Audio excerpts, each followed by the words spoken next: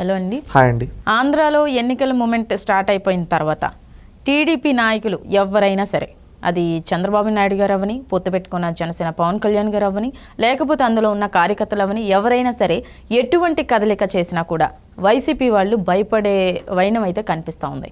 ఇప్పుడు కూడా చంద్రబాబు నాయుడు గారు ఢిల్లీ వెళ్ళినా, అక్కడ ఎవరితో మాట్లాడటానికి వెళ్ళినా, ఎవరిని మీట్ చేసినా కూడా ఈ వైసీపీ వాళ్ళు అనేక రకాలుగా వాళ్ళకి వాళ్ళే ఊహించుకుంటున్నారో లేకపోతే భయపడుతున్నారని చెప్పుకోవాలో తెలీదు.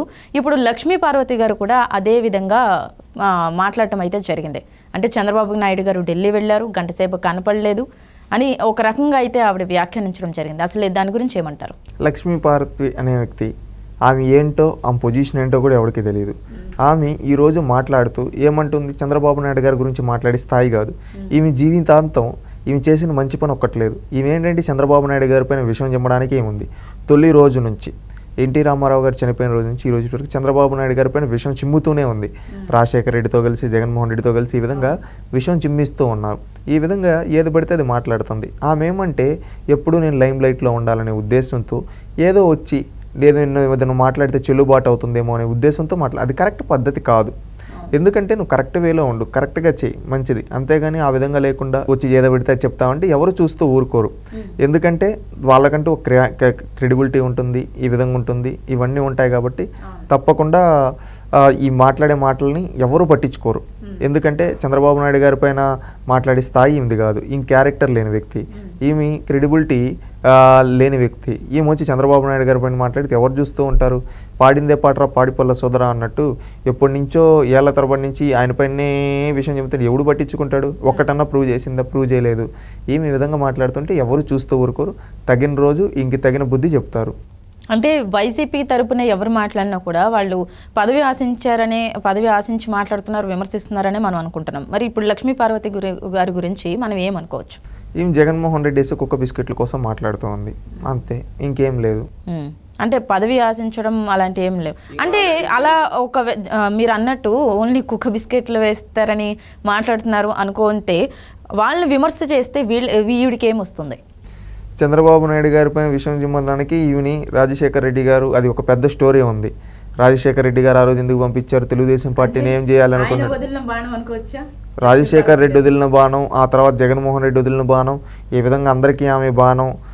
ఆమె ఏ విధంగా వాళ్ళు చెప్పిన వాళ్ళ డైరెక్షన్లోనే నడుస్తుంది. మీరు చూడండి, ఈ విధంగా ఆమె కావాలని ఈ విధంగా చేస్తూ ఉంది. ఆ మాటలను ఎవరు నమ్మే పరిస్థితిలో లేరు. ఎవరైతే చంద్రబాబు నాయుడు గారి మీద, పవన్ కళ్యాణ్ గారి మీద విమర్శలు చేస్తున్నారో అందులో ప్రధానంగా మనం మాట్లాడుకోవాల్సింది రోజా గారు. రోజా గారు ఎప్పుడు విమర్శలు చేస్తూనే ఉంటారు, నోటికి ఎంత వస్తే అంత మాట్లాడుతూనే ఉంటారు. ఇప్పుడు అలానే చూసుకుంటే ఆడుదాం ఆంధ్ర కిట్లు ఇస్తున్నారు కదా, దాని మీద జగన్ గారి ఫోటో ఇస్తే తప్పేంటి అని ఈవిడ అడుగుతున్నారు. నోటికి వచ్చినట్టు మాట్లాడుతున్నారు టీడీపీ నాయకులని ఈవిడ అంటున్నారు. అసలు దాని గురించి ఏమంటారు? రోజా గారు ఏంటంటే ఆమె శాఖ గురించి ఏ రోజు మాట్లాడదండి. ఏదో వచ్చామా, తెలుగుదేశం వాళ్ళని తిట్టామా, పవన్ కళ్యాణ్ తిట్టామా, చంద్రబాబు నాయుడు తిట్టామా, చంద్రబాబు నాయుడు గారి ఇంట్లో ఆడవాళ్ళని తిట్టామా, ఈ మైండ్ సెట్తో ఆమె ఉంటుంది. నేను ఒకటి చెప్పేది ఏంటంటే క్లారిటీగా, ఈమెనేది ఈ మాటను ఎవరు లెక్క చేసే పరిస్థితుల్లో నేను లేరు. అందుకని ఆమె ఎమ్మెల్యే టికెట్ కోసం ఇంకొక దానికోసం ఈ విధంగా మాట్లాడుతూ ఉంది. నువ్వు బొమ్మలు అంటే ఒక్కదానికే వేస్తా, మరి పిచ్చి ఉండాలి, ఎక్కువ పిచ్చి ఉండకూడదు. పాస్బుక్ల పైన ఏంటి బొమ్మలు, ప్రభుత్వ ఖజానా పైన నువ్వు ప్రభుత్వం చేసేదైతే ప్రభుత్వ ఖజానా నుంచి ఇస్తున్నావు. ప్రభుత్వ ఖజానా నుంచి ఇచ్చినప్పుడు దాని యొక్క సింబల్ అనేది ఉండాలి. నీ ఇంట్లో డబ్బులు ఇవ్వటం లేదు కదా. రోజా ఏమన్నా ఆస్తులు మీ ప్రజలకు ఇస్తూ ఉందా? జగన్మోహన్ రెడ్డి ఏమన్నా ప్రజల ఆస్తులు ఇస్తున్నారా? ప్రభుత్వం ఇస్తూ ఉంది. ప్రభుత్వ లోగో లేకుండా ఏదో నచ్చినట్టు మీ బ్రాండింగ్లు చేసుకునేదానికి ఇది ఉండేది. ప్రభుత్వ డబ్బుతో ప్రజలకు ఉపయోగపడేది ఉండాలి. నువ్వు ఆ విధంగా కాకుండా ఏది పడితే అది మాట్లాడతామంటే ఎవరు చూస్తూ ఊరుకోరు. ఎందుకంటే ఆమె ఏమంటే ఎప్పుడు లైమ్ లైట్లో ఉండాలనే ఉద్దేశంతో ఏది పడితే అది సెన్సేషనల్ కామెంట్స్ చేయడము ఇలాంటివి చేస్తూ ఉంది. అది ఎవరు పట్టించుకోరు. ఎందుకంటే ఆమె ఆడుదాం ఆంధ్ర అంటే ఆడుదాం ఆంధ్ర ద్వారా ఎంతమందికి ఎంత బడ్జెట్ పెట్టారు, ఎన్నికి ఇచ్చారు, దాన్ని ఏ విధంగా జరిగాయి, ఎంతమందికి ఎంత ప్రైజ్ మనీ ఇచ్చారు, ఇవన్నీ చెప్పమనండి. దాంట్లో కూడా పెద్ద స్కామే చేశారు వీళ్ళు. ఈ ఆడుదాం ఆంధ్ర అనే కార్యక్రమం ఒక పెద్ద స్కాము. దాంట్లో పాల్గొన్న వాళ్ళు 10 మంది అయితే పాల్గొన్న వాళ్ళు 100 మంది. ఈ బిల్లు పెట్టేదేమో 100 మందికి పెడతారు, ఇచ్చేదేమో 10 మందికి ఇస్తారు, 90 మంది వీళ్ళు మింగేస్తారు. ఈ విధంగా జరిగింది ఆడుదాం ఆంధ్ర. ఈరోజు ఆడుదాం ఆంధ్ర కూడా అది ఫెయిల్యూర్. అందుకని చెప్పి దీన్ని ఎవరో ఇది అంటున్నారు, ఈ విధంగా అంటున్నారని జగన్మోహన్ రెడ్డి ఇచ్చిన బొమ్మలు అన్నీ ఇరగ్గిపోయాయి. అంటే ఏంటంటే క్వాలిటీ లేనట్టు ఇచ్చాడు. ఈ విధంగా క్వాలిటీ లేనట్టు ఇస్తే ఎవడైనా విమర్శలు చేస్తారు. ఇప్పుడు బొమ్మలు వేసుకుని ఇరగొట్టేశాడు ఈ విధంగా అని చెప్పి. ఆవిడ ఇంకో మాట అన్నారు ఏంటంటే, జగన్ గారు ఇస్తున్నప్పుడు జగన్ గారి ఫోటో కాకుండా దిష్టి బొమ్మలాగా ఉన్న చంద్రబాబు నాయుడు గారి ఫోటో వేస్తారా అని ఆవిడ వ్యాఖ్యానించడం జరిగింది. దిష్టి బొమ్మ ఎవరో అందరికీ తెలుసు. ఎవరు దిష్టి బొమ్మలాగా ప్రతి ఇంటి ముందు ప్రతి దాని ముందు దిష్టి బొమ్మలాగా ఎవరు బొమ్మలు వేసుకుంటున్నారో తెలుసు. జగన్మోహన్ రెడ్డి బొమ్మలు వేసుకుంటున్నారు, అది గ్రహించమనండి ముందు.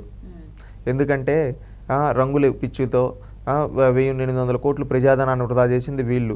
ఈరోజు ల్యాండ్ రీసర్వే అని చెప్పి అవుట్ పైన ఈయన బొమ్మలు వేపిస్తూ ఉన్నాడు. పాసు పుస్తకాలపైన ఈయన బొమ్మలు, క్యాస్ట్ సర్టిఫికేట్, డెత్ సర్టిఫికేట్, ప్రతి ఒక్క సర్టిఫికేట్ పైన ఈయన బొమ్మ ఏంటి?